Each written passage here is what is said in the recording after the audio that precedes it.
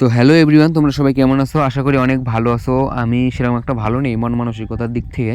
কারণ হলো আমার ঠাম্মা মারা গেছে 10 দিন হলো। আজকে 10 দিনের যে ঘাট পাড়ে একটা কাজ থাকে, তো এই কাজটা লেগে নদীর পাড়ে আওয়া। এমনি তো সাধারণত এখন আওয়া হয় না। আগে যখন মনে করো যে স্কুলে টুলে পড়তাম, পড়াশোনা করতাম, তখন মনে করো যে আওয়া হইতো। কাজকর্ম আসিন না, একটু নদীর পাড়ে আইতাম, স্নান করতাম, বড় টড়ি খাইতাম। আর এখন মনে করো যে ব্যস্ততার কারণে নদীর পাড়ে আওয়া হয় না। তো আজকেই আওয়া। আর এদিকে দেখলাম যে সুন্দরভাবে সবজি চাষ করছে লোকে। এই যে ছোট ছোট মূলা, তারপরে হচ্ছে বেগুনটি মাত্র হইতেছে, বড় হইতেছে গাছটি। লাউ ঠাউ এগুলো মনে করে সুন্দর চাষ করে। তো আর জায়গাটার মধ্যে এরকম পরিমাণে রোদ লাগে, এরকম গরম, মানে শরীরে চামড়া চুমড়া মনে হয় যে পুড়ে যাচ্ছে গা। তো একটু দেখলাম যে লাউ গাছটা নিচে একটু ছায়া ছায়া ভাব আছে, তো এটা নিচে একটু বইলাম, বয়ে নিচে একটু ফেসটা দেখলাম। কারণ কিছুক্ষণ পরেই তো সব দাড়ি সব ক্লিন শেভ করে এলাম। তো এর লিগে একটু দেখলাম আর কি। আর এদিকে যারা যারা চুল দাড়ি ঠাড়ি সব কাটাকাটি হয়ে গেছে, ওরা নদীর মধ্যে নাইমা স্নান টান করে আলতেছে। আর এদিকে বাবার জেঠুর যা কাজ আছে নিয়ম নিষ্ঠা সব এদিকে যে এদিকে কাজ চলতেছে, সারতেছে। আর সবাই মনে করো যে এক এক করে দাড়ি টাড়ি কাটায়, চুল টুল কাটায় স্নান করতেছে, সবাই লাইনে আছে। ওই যে কেউ শুয়ে আছে, কেউ বয়ে আছে, কেউ পিছন দিকে আছে।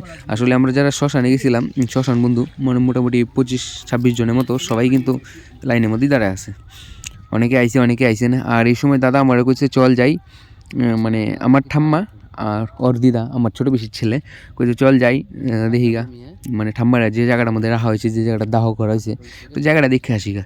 আজকে 10টা দিন হয়ে গেলো, আর মাঝখানে আইলাম না, টাইমই পাইলাম না। আমি কইলাম চল যাই। আর এদিকে ডান সাইডে দেখতেছো ক্ষেতটি, এর মধ্যে সব লোকে আলু টালু চাষ করে আলু তুললে বেচাও ফেলছে। আর আমরা এখনও আলু করা হইলই না, কামের একটু ঝামেলা লেগে গেলো। আর অনেক দিন পরে যেহেতু আজকে আইছি, তো দেখলাম যে বাবা নদীর পাড়ে ভালো পরিমাণে জঙ্গল টঙ্গল হয়ে পড়ছে।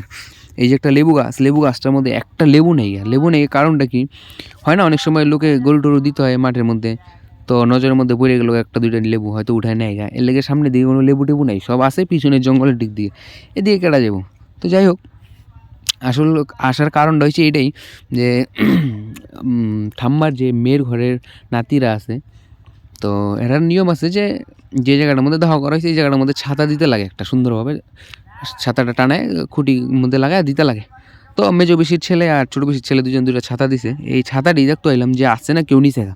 আসলে অনেক সময় হয় না, মনে করো যে কেউ নদীর পাড়ে আইলো কোনো কাজ টাজের লেগে, দেখলো যে ছাতাটি ভালো আছে, নিল গা, নিয়ে একটু ভালো ইউজ করে এলো, তো ভাবলো পইটি থাকবো নিয়ে যাই। এরকম হয় কিন্তু অনেকের মন মানসিক, সবার মন মানসিকতা তো সমান না।